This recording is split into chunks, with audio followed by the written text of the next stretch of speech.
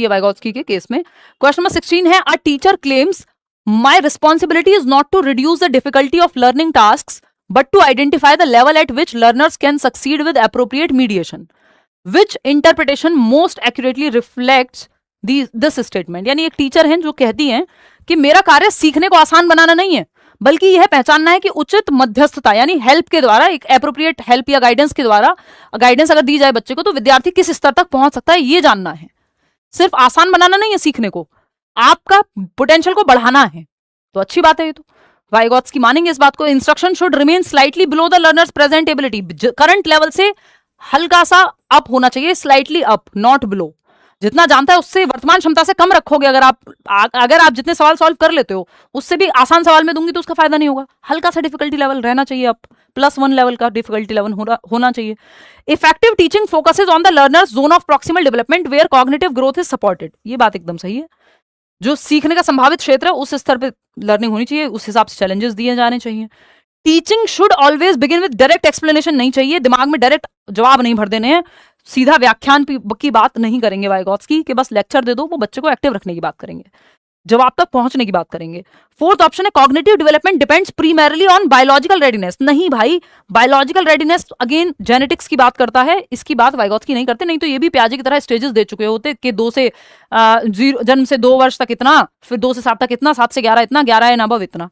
इन्होंने स्टेजेस नहीं दी डेवलपमेंट की, विकास को कॉन्टिन्यूस मानते हैं यानी सतत मानते हैं। ठीक है, तो ये बायोलॉजिकल मेच्योरिटी की बात नहीं करेंगे। सेकेंड ऑप्शन ही सही है।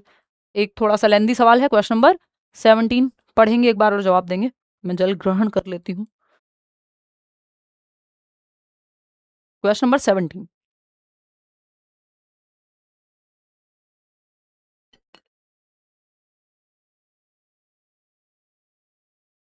देखिएगा क्या कहता है क्वेश्चन नंबर 17।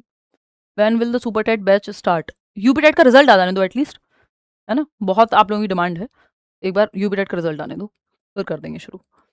असर्शन क्या है यानी कथन क्या है? A teacher observes that certain learners consistently require carefully sequenced prompts, reflective questioning and intermittent feedback before they are able to demonstrate conceptual understanding. यानी कई बच्चों को हेल्प चाहिए होती है अपना कॉन्सेप्ट बनाने से पहले।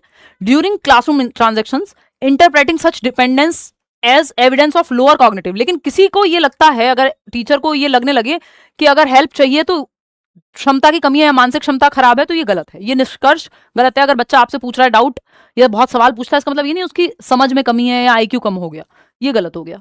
Within Vygotsky's socio-cultural framework, instructional decisions are expected to be informed not merely by learners' independently demonstrated competence, but by the extent to which appropriately mediated participation enables them to engage successfully.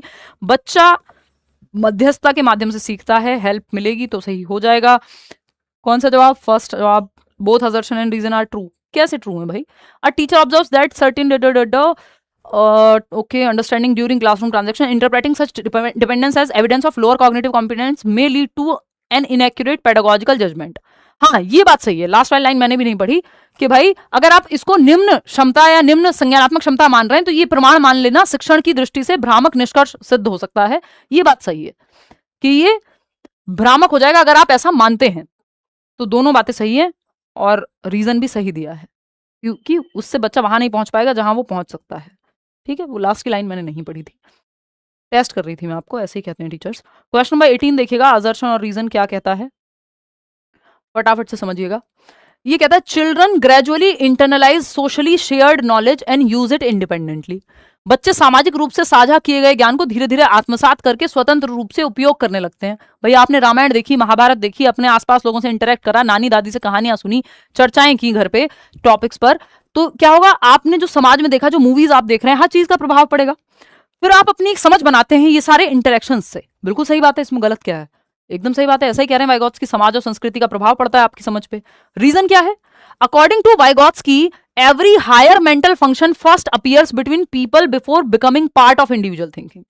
Vygotsky के according या अनुसार प्रत्येक उच्च मानसिक क्रिया, जो भी higher mental function है, पहले सामाजिक स्तर पर उत्पन्न होता है, फिर लोग उसको इंडिविजुअली डिस्कस करते हैं। गलत नहीं कह सकते इस बात को हम। तो both A and R are true and R is the correct explanation. First option 90% लोग सही जवाब दे रहे हैं। आगे बढ़ेंगे, क्वेश्चन नंबर 19 देखेंगे। ये अच्छा सवाल है, हिंदी इंग्लिश में अलग अलग पढ़ना, क्योंकि ये थोड़ा लेंदी हो गया था, तो इसको अलग अलग टाइप कराया है। देखना एक बार, चार बच्चे हैं, स्टूडेंट ए है, बी है, सी है और डी है। स्टूडेंट ए है, मैं हिंदी में बता देती हूँ, हिंदी में आगे दिखा भी दूंगी, जो सॉल्व करता है हर एक प्रॉब्लम को इंडिपेंडेंटली, बट डिस्कस नहीं करता स्ट्रेटेजी, खुद से सॉल्व करता है। स्टूडेंट बी है, can not solve independently but successfully solves most problems after discussing them with a capable peer. B वाला जो बच्चा है वो इंडिपेंडेंटली सॉल्व नहीं करता, किसी की मदद लेता है, फिर डिस्कस करता है जब अपने से बेहतर या समकक्ष जिस पीयर के साथ, अपने सहपाठी, अपने क्लासमेट, अपने दोस्त के साथ, ठीक है। स्टूडेंट सी है, सिंपली कॉपी करने वाला है ये। डी है, जो asks reflective questions to classmates while solving collaboratively, ये बच्चों से रिफ्लेक्टिव क्वेश्चन पूछता है। अब आपको समझना है कौन सा जवाब सही है। सेकंड ऑप्शन 56% लोग कह रहे हैं, जो मुझे भी सही लग रहा है। देखते हैं, देखिए इन दोनों को तो हटा देते हैं, देखते हैं सवाल कहता क्या है। From a Vygotskian perspective which inference is most appropriate, Vygotsky के अकॉर्डिंग सबसे बेहतर बात कौन सा एक बच्चा है जो दर्शाता है उनकी थ्योरी को ध्यान में रखते हुए। तो स्टूडेंट ए है, जो डेमोन्स्ट्रेट करता है highest learning potential because independent performance alone reflects cognitive development. ऐसा वाइगोत्स्की नहीं कहते कि जो इंडिपेंडेंट परफॉर्मेंस है उसी से हायर मेंटल लेवल का पता लगेगा जो इंडिपेंडेंटली सॉल्व कर रहा है, नहीं, वो तो कह रहे हैं समझ, दूसरों की सहायता लेकर के। अब कल को अगर आप 30 में से 30 नंबर लाते हैं ये सेशंस देख करके, या कोई टीचर बन जाता है हमारे कोर्सेज देख करके, खुद से पढ़ाना शुरू कर देता है, तो ये कोई गलत बात है? नहीं, समझ बेहतर हुई है, ठीक है। स्टूडेंट बीज performance provides stronger evidence of learning potential, कि लर्निंग पोटेंशियल है बच्चे में, इसलिए हेल्प लेकर के जो स्टूडेंट सी है जो उसकी मदद कर रहा है, पार्टिसिपेट कर पा रहा है, ये अच्छी बात है अपने ZPD में। Student C is learning most effective because copy करना बहुत अच्छी बात है, नहीं, सी जो कि सिर्फ कॉपी कर रहा था, ये बच्चा है जो अपनी लर्निंग पोटेंशियल बेहतर दर्शा रहा है कि सीखने की क्षमता है, क्योंकि हेल्प लेके सीख रहा है। D is questioning interferences with collaborative learning, नहीं इंटरफेरेंस कहाँ, ये तो सही है, डी तो कोलैबोरेट करके सीख रहा है, ऑप्शन उल्टा कह रहा है ये फोर्थ ऑप्शन, तो सिर्फ सेकंड ऑप्शन यहाँ सही बचता है। हिंदी में पढ़ लो इसको 1 सेकंड में, मतलब 1 सेकंड में मत पढ़ो, 10 सेकंड में पढ़ लो, 20 में पढ़ लो, है ना। ये तो बी वाला बच्चा है जो यहाँ पे लर्निंग पोटेंशियल सबसे अच्छा शो करता है वाइगोत्स्की की थ्योरी की माने तो, क्योंकि वाइगोत्स्की की थ्योरी के अकॉर्डिंग ही हमसे जवाब पूछा भी है, ठीक है।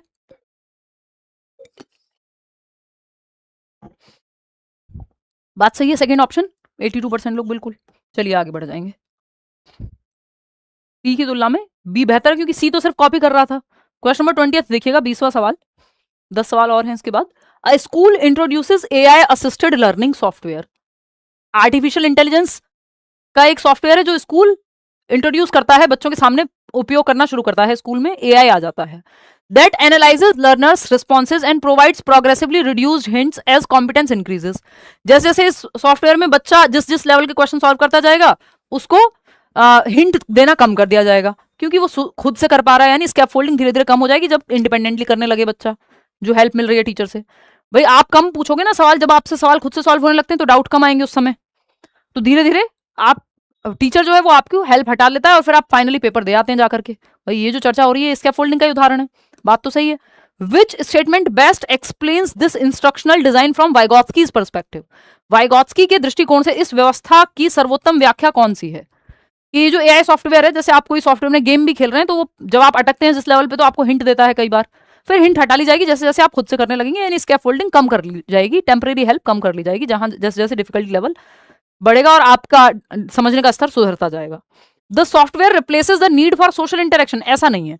The software functions as a mediated tool, yes, मध्यस्थता के टूल के रूप में काम कर रहा है ये सॉफ्टवेयर, टेक्नोलॉजी है ना, टेम्परेरी हेल्प मिल रही है, मोर नॉलेजेबल अदर के रूप में काम कर रहा है, और धीरे धीरे सपोर्ट को फेड किया जा रहा है, यानी कम किया जा रहा है स्कैफोल्डिंग को। Learning is determined primarily by artificial intelligence rather than human cognition, कि अब आर्टिफिशियल इंटेलिजेंस ने ही तय कर दी है लर्निंग, ऐसी कोई बात नहीं है, सिर्फ सॉफ्टवेयर यूज हुआ है, सीखने का एक माध्यम बन रहा है, मीडिएट कर रहा है, मध्यस्थता कर रहा है सॉफ्टवेयर टीचर के रूप में। Guided assistance should remain constant to avoid learner dependence on independent thinking, बच्चों को खुद से करने ही मत दो, हमेशा गाइडेड इंस्ट्रक्शन देते रहो। वो वाले माँ बाप बन जाओ हेलीकॉप्टर पेरेंट्स, एक तो जो हर समय आगे पीछे घूमते रहे, बच्चों को बैसाखियां पकड़ा दें, चलना ना सीखने दें। तो इंडिपेंडेंट थिंकिंग कभी तो बच्चों को करने देनी है ना आपको, सोसाइटी हेल्प कर सकती है। तो सेकंड ऑप्शन यहाँ बेहतर है, बाकी सब तो वाइगोत्स्की के अकॉर्डिंग जा ही नहीं रहे। क्वेश्चन नंबर 21 देखिएगा, ये 4 स्टेटमेंट हैं और आपको देखना है कौन से चारों में से कौन सही है, चारों सही है या कोई सही नहीं है। Consider the following statement regarding लेव Vygotsky socio cultural theory. Vygotsky के सामाजिक सांस्कृतिक सिद्धांत के संदर्भ में इन कथनों पर विचार करना है। पहला कथन है, instruction is most productive when it targets abilities that are still developing rather than those already mastered. यानी शिक्षण जो है, इंस्ट्रक्शन जो है, वो सबसे अधिक प्रभावी तब होती है या होता है जब वह उन क्षमताओं को लक्ष्य बनाती है जो अभी विकसित हो रही हैं, जो एबिलिटीज बच्चा डेवलप कर रहा है, ना कि केवल जो उससे पहले से आता है। भाई अगर आपको उतना ही कराया जाएगा जो सवाल आप इजीली सॉल्व कर लेते हैं, तो फिर आपकी जो क्षमता डेवलप हो सकती थी, थोड़ा डिफिकल्टी लेवल ऊपर जा सकता था, जो पेपर के लिए भी अच्छा है, वो नहीं हो पाएगा। तो डिफिकल्टी लेवल थोड़ा रहना चाहिए। इसका मतलब ये नहीं कि जितना मास्टर कर लिया बस उसी लेवल के सवाल कराओ। तो ये बात तो सही है। Effective scaffolding gradually decreases as learners assume greater cognitive responsibility. जैसे जैसे बच्चे की समझ बेहतर होने लगती है, वैसे ही धीमे धीमे आप स्कैफोल्डिंग को ग्रेजुअली डिक्रीज करते जाते हैं, कम करते जाते हैं। ये बात भी सही है। थर्ड ऑप्शन क्या है, dynamic assessment emphasises the learners potential performance under appropriate mediation rather than only independent performance. Dynamic assessment क्या है, बच्चे आपस में एक दूसरे को असेस कर रहे हैं, जहां हेल्प मिल रही है टीचर की हेल्प ले रहे हैं। एक्टिव है बेसिकली, आकलन 360 डिग्री आकलन है। सेल्फ असेसमेंट भी कर पा रहा है बच्चा, खुद से भी वो खुद को आकलन कर पा रहा है, आपस में बच्चे एक दूसरे से पूछ ले रहे हैं सवाल, टीचर भी आकलन कर रहा है। तो ये डायनेमिक असेसमेंट है, गतिशील है, जिसमें बच्चा एक्टिव है, टीचर एक्टिव है, उसका सहपाठी भी एक्टिव है। अच्छी बात है ये तो। गत्यात्मक आकलन बेहतर है जहां बच्चा एक्टिव होगा, फ्लेक्सिबिलिटी है इसमें। Private speech is considered an obstacle. देखिए प्राइवेट स्पीच को कभी भी ना, जो निज वाक है, खुद से बात करना है 3 से 6 वर्ष में, उसको ऑब्स्टेकल या बाधा नहीं मानना है। वो सेल्फ रेगुलेशन में अपने विचारों के को regulate, an obstacle to self regulate, उल्टा कह दिया उन्होंने कि निज वाक जो है वो आत्म नियमन में बाधा डालेगा, जबकि आप खुद से बात करके, सेल्फ टॉक करके या प्राइवेट स्पीच से आप खुद को डायरेक्ट करते हैं, सेल्फ रेगुलेट करते हैं कि यार ये वाला नहीं, ये ऐसे नहीं, ऐसे करना है, खुद से बात कर रहे हैं आप। तो इससे तो ऑब्स्टेकल थोड़ी, ये तो हेल्पफुल होता है सेल्फ रेगुलेशन में। इन्होंने उल्टा बोल दिया, तो फोर्थ ऑप्शन गलत हो गया यहाँ। बाकी के तीनों सही हैं, जो कि 57% लोग सही जवाब दे रहे हैं। फर्स्ट, सेकंड और थर्ड सही हो गया, फोर्थ गलत है। तो जहां पे भी फोर्थ है वो हट जाएगा ऑप्शन। यहाँ भी फोर्थ है, यहाँ भी फोर्थ है, यहाँ भी फोर्थ है, बचा ही नहीं कुछ, फर्स्ट ही ऑप्शन बचा है। Simple answer. इसमें 57% क्यों, इसमें तो 80-90% सही जवाब देना था, आसान सवाल था। देखो जैसे स्टेटमेंट या लेंदी बनता है सवाल तो आप घबरा जाते हो, जबकि पेपर में क्वेश्चंस लेंदी आते हैं, इसलिए पढ़ के समझना बहुत जरूरी है। क्वेश्चन नंबर 22 देखिए, 22वां सवाल क्या कहता है। A young child learns traditional embroidery by working daily with her grand mother. Initially, she copies every step. Later, she invents her own patterns while preserving traditional techniques. यानी एक बच्ची है जो अपनी दादी के साथ प्रतिदिन पारंपरिक कढ़ाई सीखती है, दादी को देख देख करके वो एम्ब्रॉयडरी करना सीख रही है। प्रारंभ में वह प्रत्येक चरण की नकल करती है, जैसे जैसे दादी करती है वैसे वैसे करती है।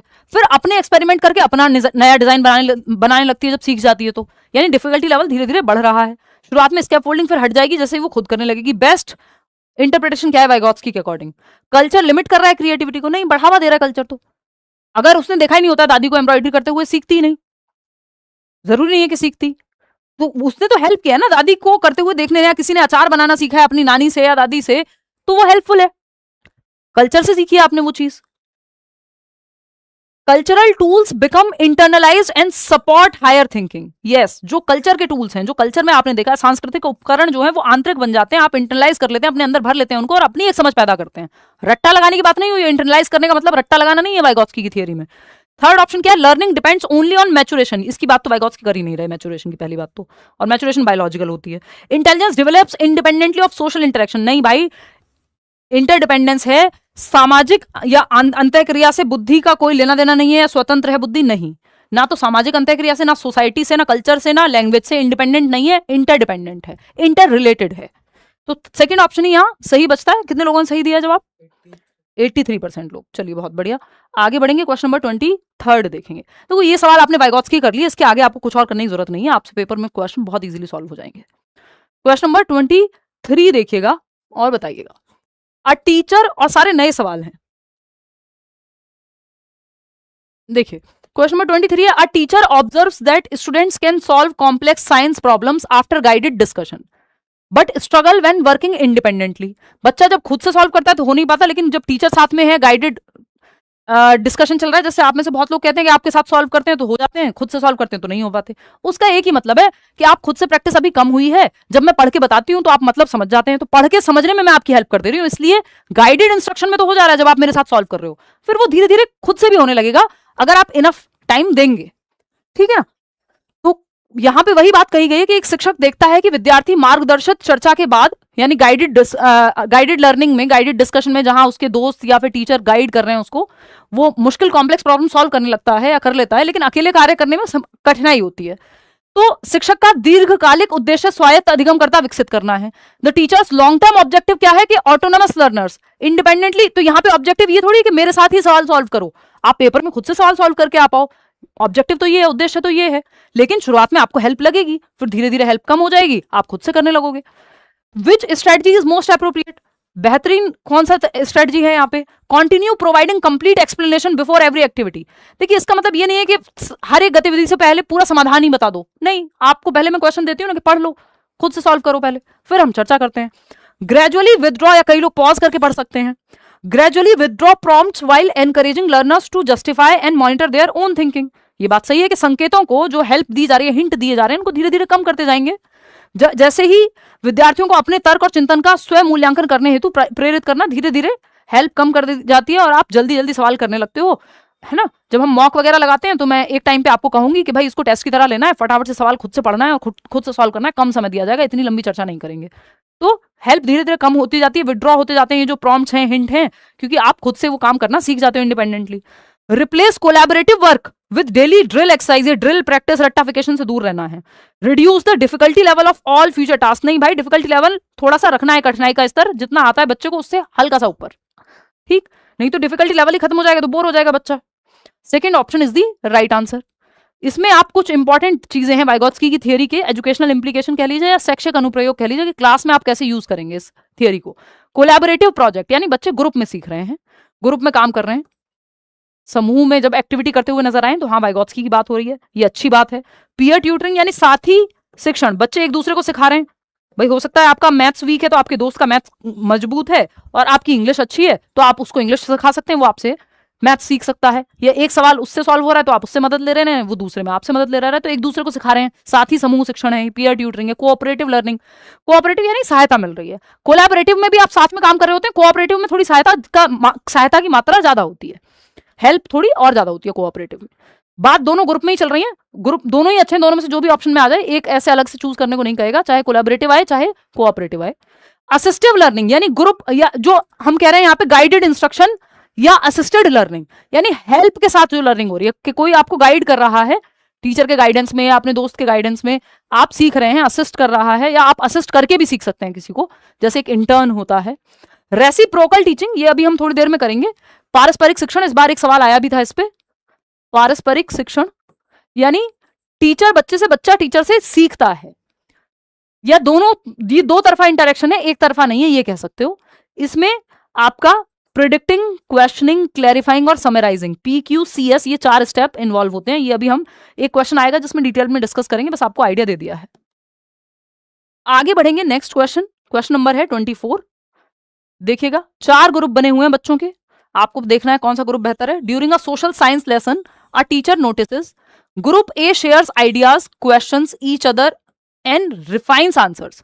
ग्रुप ए के बच्चे हैं, समूह ए है, मान लो 4 बच्चों का, 5 बच्चों का ग्रुप है, तो ग्रुप ए विचार साझा करता है आपस में एक दूसरे के साथ, एक दूसरे से प्रश्न पूछता है तथा उत्तरों में सुधार करता है। एक दूसरे से सवाल पूछ रहे हैं बच्चे, रिफाइन कर रहे हैं, क्वेश्चंस को बेहतर बना रहे हैं कि भाई ये ऐसे क्यों नहीं होगा, ये ग्रुप में प्रोजेक्ट में हम ये चीज भी तो कर सकते हैं। तो आपस में चर्चा कर रहे हैं, प्रश्न पूछ रहे हैं, समझ को बेहतर कर रहे हैं, बच्चा एक्टिव है, बात खत्म, अच्छी लग रही है हमें ये बात, फिर भी बाकी ऑप्शंस भी चेक करने हैं। ग्रुप बी क्या है, ये वेट करता है for one student to give all answers, कि भाई ये वाला बच्चा इंटेलिजेंट है, इसके पास सारे जवाब होंगे, तो बाकी बच्चे दिमाग नहीं लगा रहे, वो गलत है। ये तो फिर रट्टाफिकेशन हो जाएगा, रोट लर्निंग हो जाएगी, और रटंत विद्या चलंत नहीं, आपको रटने से बचना है, बच्चे को एक्टिव रखना है, पैसिव नहीं रखना। ग्रुप सी क्या है, memorizes textbook lines without discussion, बिना चर्चा के ही बस किताब की जो पंक्तियां हैं, लाइन्स है, उनको रट लिया है, तो रट्टाफिकेशन से अगेन दूर रहना है, जो बी में भी हो रहा है, सी में भी हो रहा है। ग्रुप डी क्या करता है, completes the task individually despite sitting together, ये अकेले अकेले सब बच्चे अपने अपना टास्क पूरा कर ले रहे हैं ग्रुप में बैठने की बजाय। अच्छा जी, हो सकता है ये सही है कि गलत है, हम नहीं कह सकते, अकेले अकेले भी कर सकते हैं, लेकिन सवाल ने क्या पूछा है, सवाल ने कहा है वाइगोत्स्की के दृष्टिकोण से वास्तविक सहयोगात्मक अधिगम किस समूह में दिखाई देता है, कि which group best represents Vygotskian collaborative learning, कि कोलैबोरेट करके एक दूसरे के साथ मिलकर के सीख रहे हैं। वाइगोत्स्की के अकॉर्डिंग कौन सा ग्रुप है जो कोलैबोरेट करके सीख रहा है, तो फर्स्ट ग्रुप है ना, फर्स्ट ग्रुप है, यानी ग्रुप ए है। जहां पे क्वेश्चन कर रहे हैं, आइडियाज को एक दूसरे से रिफाइनमेंट कर रहे हैं, सुधार कर रहे हैं एक दूसरे से चर्चा करके, तो ग्रुप ए है। बाकी तीनों में तो रट्टाफिकेशन चल रही है, ये दोनों में तो रट्टाफिकेशन है। और ग्रुप डी जो है वहां इंडिपेंडेंटली बच्चा सॉल्व कर रहा है, इट्स लाइक सेल्फ स्टडी कर रहा हो, यहाँ ग्रुप में स्टडी हो रही है। तो वाइगॉत्स्की तो ग्रुप को ज्यादा बेहतर बताएंगे कि ग्रुप में बेहतर सीखते हैं हम लोग। Fourth option is the right answer. आगे बढ़ेंगे, क्वेश्चन नंबर 25 देखिएगा। अगेन आपका सवाल है असर्शन और रीजन का। असर्शन क्या है? Two learners who exhibit an identical level of independent performance, same level का परफॉर्मेंस है। बच्चा ए है जो 70% ला रहा है और दूसरा भी है जो 70% ही अचीव करता है। On a classroom task may nevertheless require substantially different instructional interventions if the objective is to maximize their future cognitive development. कि किसी कक्षागत अधिगम कार्य में दो शिक्षार्थी यदि स्वतंत्र रूप से समान स्तर का प्रदर्शन करते हैं, आइडेंटिकल, दोनों बिल्कुल सेम लेवल पे हैं, तब भी उनके भावी संज्ञानात्मक विकास को अधिकतम करने के लिए उद्देश्य से शिक्षक को उनके लिए भिन्न भिन्न शिक्षण हस्तक्षेप की आवश्यकता पड़ सकती है।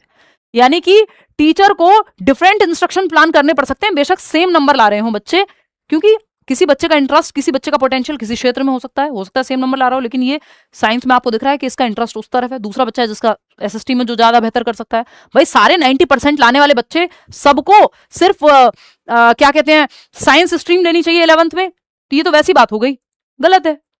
भाई हो सकता है एक बच्चा 95% लाया हो, बट उसका इंटरेस्ट एरिया जो है वो ह्यूमैनिटीज में है, उसको आगे जाके लॉयर बनना है मान लो, तो जबरदस्ती उसको साइंस में क्यों घुसाना है ना? तो ये वैसी बात हो गई कि सेम नंबर लाने पे भी इंस्ट्रक्शन अलग अलग होनी चाहिए, क्योंकि इंडिविजुअल डिफरेंसेस हैं, व्यक्तिगत विविधताएं हैं बच्चों में। ये बात सही है। रीजन क्या है इसका? The educational significance of assessment lies only in identifying what learners can accomplish independently, reveals developmental processes that are still in the process of maturation. कि शैक्षिक मूल्यांकन का उद्देश्य केवल यह ज्ञात करना होता है कि शिक्षार्थी बिना सहायता के क्या कर सकता है, वह किन विकासात्मक प्रक्रियाओं को सक्रिय कर सकता है। ये एकदम बकवास बात है, जो परिपक्व नहीं हुई है। सिर्फ इंडिपेंडेंटली क्या कर सकता है ये जानना है असेसमेंट का उद्देश्य? नहीं, आकलन का उद्देश्य ये थोड़ी है उसकी क्या क्षमताएं हैं, क्या यूनिकनेस है, ये सब भी तो जानना है। सिर्फ ये थोड़ी कि कितना अकेले काम कर सकता है वो। तो असर्शन और रीजन की अगर हम बात कर रहे हैं तो यहाँ पे अलग अलग जवाब दे रहे हैं लोग। थर्ड ऑप्शन कह रहे हैं 47% लोग। ए तो सत्य है, बट आर सत्य नहीं है। रीजन अपने आप में भी सत्य नहीं है। ये इसका रीजन गलत है, ये नहीं, ये रीजन अपने आप में स्टेटमेंट भी गलत है। तो assertion true but reason true नहीं है, क्योंकि एजुकेशनल सिग्निफिकेंस, आकलन का मतलब ये नहीं होता कि बच्चा ये आइडेंटिफाई करो कि बच्चा खुद से कितना कर सकता है, वो किसी की सहायता के साथ कितना कर सकता है वो भी इंपॉर्टेंट है। और प्रोसेस ऑफ मैच्योरेशन की बात तो वाइगॉत्स्की करते ही नहीं है। क्वेश्चन नंबर 26 देखिएगा, ये थोड़ा सा हल्का सवाल है, इजी लगेगा आपको, क्योंकि इतने सारे लंबी सवाल के बीच बीच में आसान सवाल भी कुछ कुछ होने चाहिए। बताइएगा फटाफट से।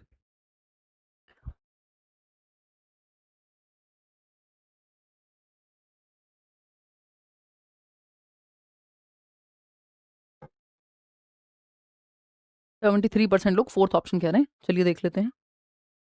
Identify the practice least consistent with Vygotsky's socio cultural perspective.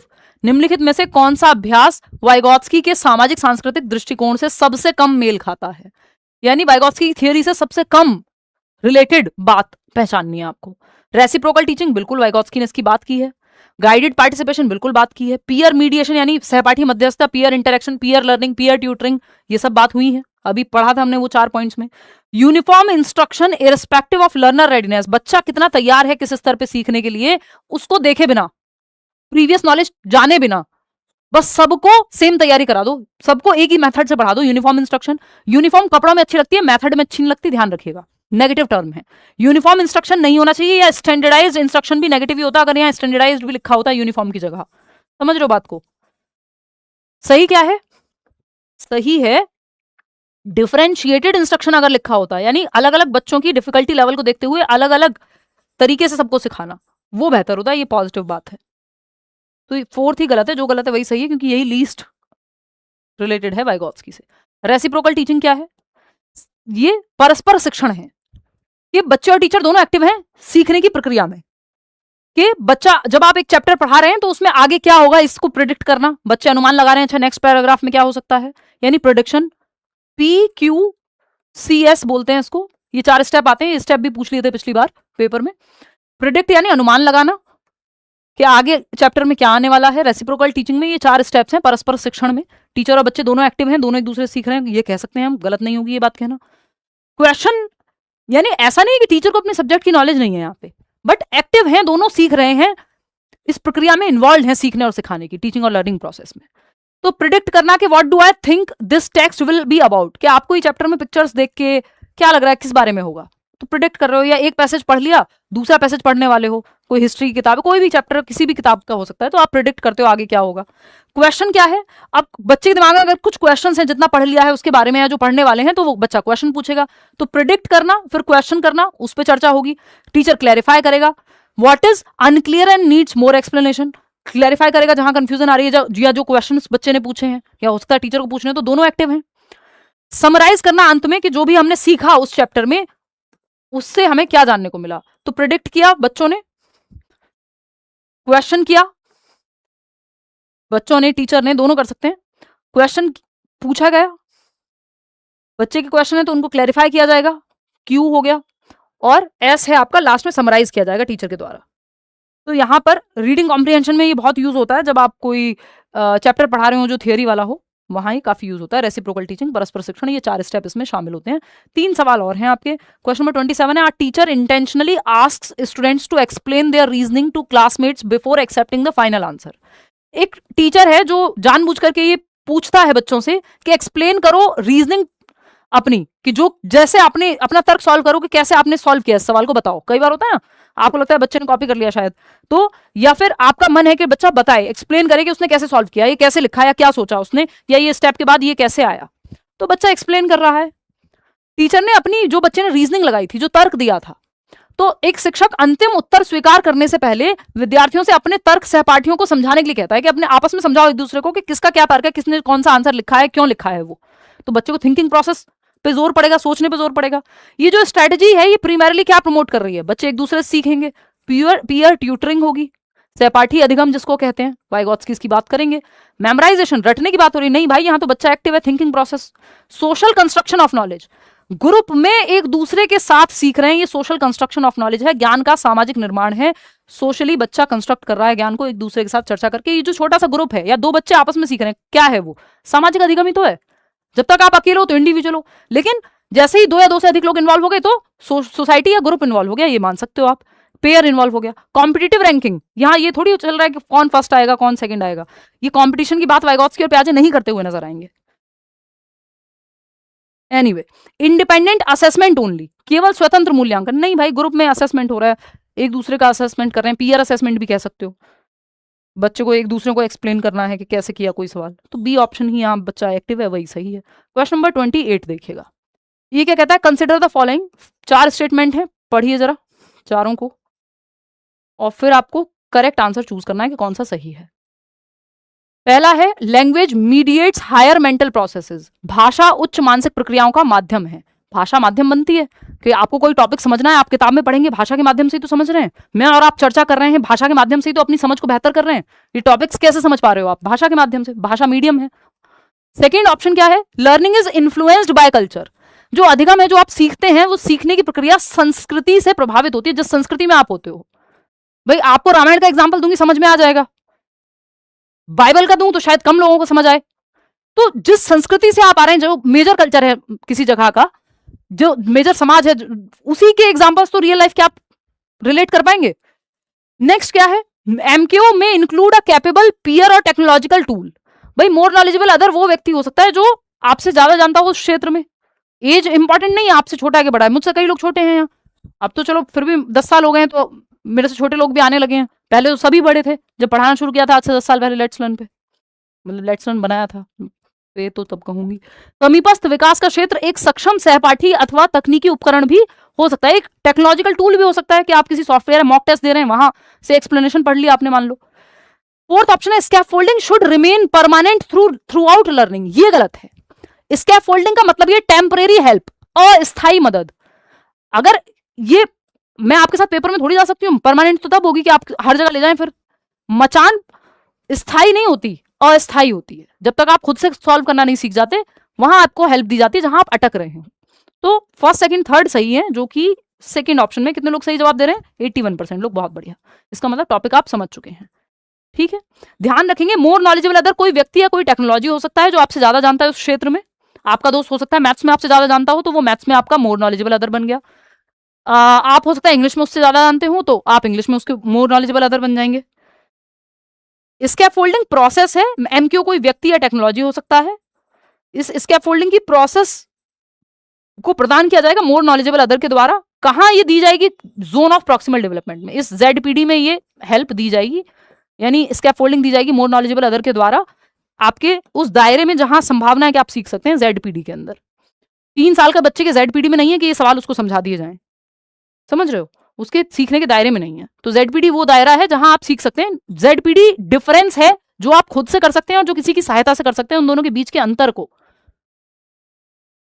The things you can do independently and the things you can do with somebody's help, इन दोनों के बीच का जो डिफरेंस है, तो difference between both the things क्या कहलाएगा? ZPD कहलाएगा। Question number 29 देखिएगा, a school redesigns its curriculum around collaborative inquiry, culturally meaningful context, reflective dialogue, peer tutoring and gradual release of responsibility. एक विद्यालय है जो अपनी पाठ्यचर्या को सहयोगात्मक अन्वेषण, कल्चरल प्रोग्राम यानी बच्चे एक्टिव हैं, जहां रिफ्लेक्टिव डायलॉग यानी चिंतन मनन चल रहा है। Which statement best summarizes the underlying Vygotsky philosophy? किस स्टेटमेंट से पता चलेगा कि वाइगोत्स्की की फिलॉसफी क्या है या वाइगोत्स्की के मूल सिद्धांत के बारे में ये बात है जहां बच्चे एक्टिव हैं? फटाफट से देखिए, सेकंड ऑप्शन 96% लोग कह रहे हैं। चलिए देख लेते हैं। Development occurs independently of instruction, नहीं भाई, इंस्ट्रक्शन को, टीचिंग को तो बहुत महत्वपूर्ण मान रहे हैं Vygotsky. Knowledge is constructed through socially mediated activity, सामाजिक रूप से मध्यस्थता के माध्यम से। समाजी तो है ये सब, जब कल्चरली जो मीडिएटेड एग्जांपल हैं, कोलैबोरेटिव लर्निंग, एक दूसरे के साथ सीख रहे हैं, रिफ्लेक्टिव डायलॉग है, पीयर्स एक दूसरे को सिखा रहे हैं, धीरे धीरे रिस्पॉन्सिबिलिटी बढ़ती जा रही है, जितना सीख गए हैं उससे और आगे जा रहे हैं, तो बच्चा एक्टिव है, यही सही लग रहा है हमें। तो फिर भी देखेंगे बाकी के दोनों option. Cognitive growth depends primarily upon biological maturation, ये नेगेटिव है। बायोलॉजी की बात वाइगोत्स्की नहीं करते, बल्कि इनका क्रिटिसिज्म हुआ है इस बात पे कि इन्होंने बायोलॉजिकल एस्पेक्ट को इग्नोर कर दिया या कम आंका है, अंडर एस्टिमेट किया है। Independent practice should always proceed guided learning, वो कह रहे हैं गाइडेड लर्निंग प्रोसीड करे इंडिपेंडेंट लर्निंग को, गाइडेंस से आप स्वतंत्र रूप की तरफ जाएं, या अभी आपको गाइडेंस में सिखाया जा रहा है फिर आप खुद से वो सॉल्व करने लग जाएं, ये उल्टा कह रहे हैं। तो सेकंड ऑप्शन कितने लोग सही कह रहे हैं? 96% लोग। अब आते हैं आखिरी सवाल पे आज की, जो एकदम आसान है, बस फिल इन द ब्लैंक है, तो ये देख के थोड़ा सा लग सकता है कि कई लोग इसी चक्कर में गड़बड़ कर देते हैं कि पहला कौन सा रखें और बाद में कौन सा रखें। आखिरी सवाल है आज का, इतना वाइगोत्स्की सवाल आपने कर लिया, इसके आगे आपको कोई दिक्कत नहीं है, ये आपको आंसर्स के साथ टेलीग्राम चैनल पर मिल जाएंगे। पिछली क्लास भी आई थिंक रह गए हैं, उसकी PDF शेयर होना, मैं एक बार वो भी कराती हूँ। क्वेश्चन नंबर 30 देखिएगा,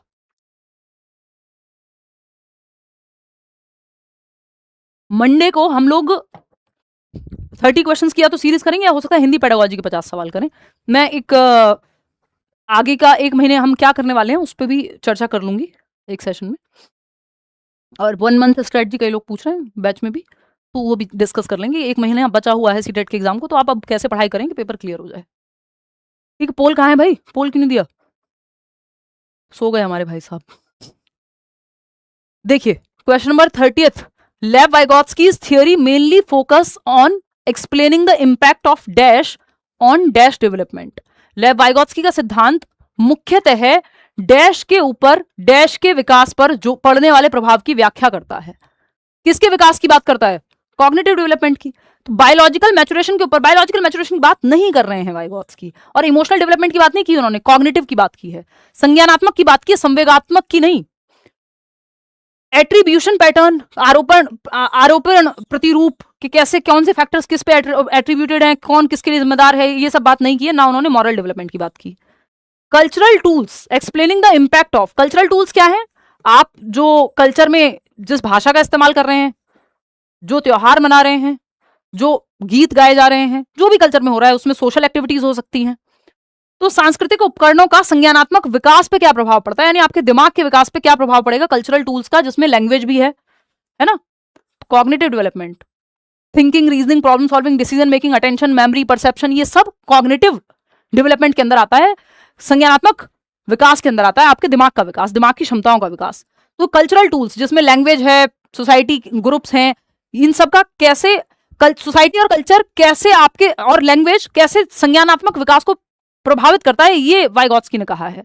तो सी ऑप्शन कितने लोग सही दे रहे हैं? 93% लोग, बस बात बन गई। रिवॉर्ड पनिशमेंट की बात वाइगोत्स्की और पियाजे में से कोई करता हुआ नजर नहीं आएगा, आपको ध्यान रखिएगा। जहां रिवॉर्ड की बात हो रही हो, जहां पनिशमेंट की यानी दंड की, पुरस्कार की, ड्रिल एंड प्रैक्टिस की, बार बार रिपीटिशन की बात हो रही है, रीइंफोर्समेंट की बात हो रही है, ये सारे टर्म्स नेगेटिव है पियाजे और वाइगोत्स्की के अकॉर्डिंग। हो सकता है मंडे हम लोग टैग वर्ड्स यानी की वर्ड्स करें, यानी पॉजिटिव नेगेटिव वर्ड्स करें, ठीक है। चलिए, आज के लिए इतना ही, कल आपकी छुट्टी है, हम मिलेंगे।